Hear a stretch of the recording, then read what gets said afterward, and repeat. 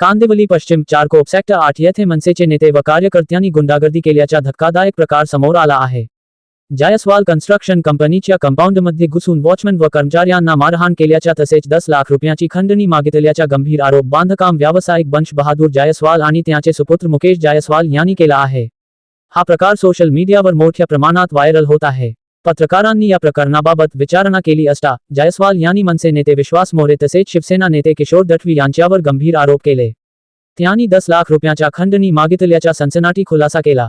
तसेच पुरावे नष्ट करण्याच्या उद्देशाने कंपनीच्या परिसरातील सीसीटीव्ही कॅमेरे तोडून डीव्हीआर काढून नेल्याचाही आरोप करण्यात आला आहे। या प्रकरणी त्यांनी पोलीस व राज्य सरकारकडे न्यायाची मागणी केली आहे।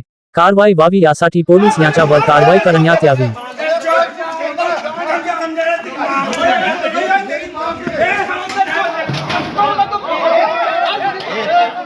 आपलं नाव काय आणि आज तुम्ही पत्रकार परिषद घेतली, मनसेने तुम्हाला मारहाण केली असा देखील तुमचा आरोप आहे, काय नेमकं प्रकरण? सर्वांना माझा नमस्कार। माझं नाव मुकेश जायस्वाल आहे। मी बंश बहादूर जायस्वालचा सर्वात छोटा मुलगा आहे। सर, काल माझे बाबांनी आम्ही सगळे बाहेर होते। बाबा बनारसला होते आणि मी मथुराला होतो। आम्हाला कळलं की आमच्या गोडाऊनवर थोडी मारपीट झाली आहे। 20 ते 25 लोक मनसे आणि शिवसेनेचे थोडे लोकांनी इथे मारपीट केली आणि त्याचं कारण काय आहे ते आम्हाला रात्री दुपारच्या नंतर कळलं की ते लोक आलेले पैशांसाठी त्यांनी एक प्रॉपर कारण आम्हाला सांगितलं नाही की काय कारणबद्दल त्यांनी ते मारपीट केली आहे। आमच्या वॉचमॅनला मारलं, आमच्या इथे इंजिनियर त्यांना मारलं, आमच्या इथे सुपरवायझर त्यांना पण त्यांनी खूप मारलाय। हाताने नाही, लाकडांनी, लोखंडांनी सगळ्यांनी त्यांच्यावर वार केला आहे। आणि याचं कारण एकदम कारण चुकीचं त्यांनी दिलं आहे की त्यांनी सांगितलंय की तुमचा एवढा व्यापार मोठा आहे तर तुम्ही आम्हाला ते सगळे, आम्ही सर पायलिंगचा वर्क करतात, आम्हाला कन्स्ट्रक्शनचा वर्क आहे, तर त्यांनी आम्हाला सांगितलं की तुमचे एवढे मोठे मोठे मशीन आहे तर तुम्ही ते सगळे मशीने विकून आम्हाला जी पण रक्कम असेल ते आम्हाला द्या। 10 लाख रुपये बोलले। हा, 10 लाखची वरची त्यांनी रक्कम आमच्याकडे, 10 लाखाच्या रकमचा प्रस्ताव त्यांनी आमच्याकडे केलेला। पण अगर ऑफिस चालवायसाठी नाहीतर ते लोक आमचे पूर्ण कारोबार बंद करतील असं त्यांचं म्हणणं होतं। तर माझी फक्त प्रशासनाची एवढीच अभिनंदन आहे की प्लीज या मॅटरमध्ये तुम्ही बघा। कारण बघा सर, आम्ही व्यापारी लोक आहेत, आम्ही प्रॉपर आपलं काम वगैरे व्यवस्थित, कुणाशी कधी चिटिंग केली नाही। आम्ही प्रॉपर जीएसटी भरतात, गव्हर्नमेंटला टॅक्स भरतात, सगळं आम्ही प्रॉपर पेपर वर्क करूनच करतात। माझे बाबा या बिझनेसमध्ये त्यांना कमीत कमी 40 वर्ष झालेत आणि माझे मोठे भाऊ आहेत आणि मी सगळ्यात लहान भाऊ आहेत। तर आम्ही या व्यवहारामध्ये बाबांची मदत करतात।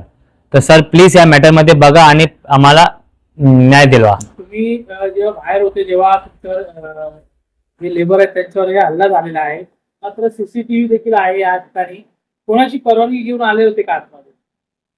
सर, त्यांनी कुणाची परवानगी नाही घेतलेली, त्यांनी डिरेक्टली गेट उघडला। हा, गेट उघडला। माझ्या वॉचमॅनने सांगितलं की सर असं कुणाला अलाउड नाहीये आत यायचा, पण त्यांनी एकदा पण त्यांचं ऐकलं नाही। त्यांनी दादागिरीने आपला गेट उघडला आणि त्यांचे माणसं अजून वाढवले। आधी कमी माणसं होते सर, आधी ते लोक कमीत कमी 6 ते 10 लोक होते, नंतर त्यांनी 30 ते 40 लोकांना इथे बोलवलं आणि माझ्या माणसावर दबाव टाकला।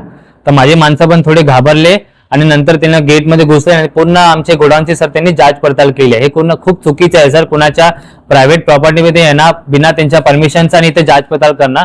आणि त्यांनी आमच्या सीसीटीव्हीचं डीपीआर पण घेऊन गेलेत, कारण आम्ही ते प्रूफ जे आमच्याकडे होते ते आम्ही सगळे जपून ठेवणार होतं, पण त्यांनी ते सगळं पण घेऊन गेलेत। तर आता आम्ही सर काय करणार? पण मनसेचा एक असा आरोप होतोय की त्यांचे जे फेसबुक पोस्टवर मेसेज देखील देण्यात आलेला आहे की अनधिकृतरित्या ही जागा पूर्ण भडकवलेली आहे, असा देखील त्यांचा आरोप होतोय मनसेवाल्यांकडून।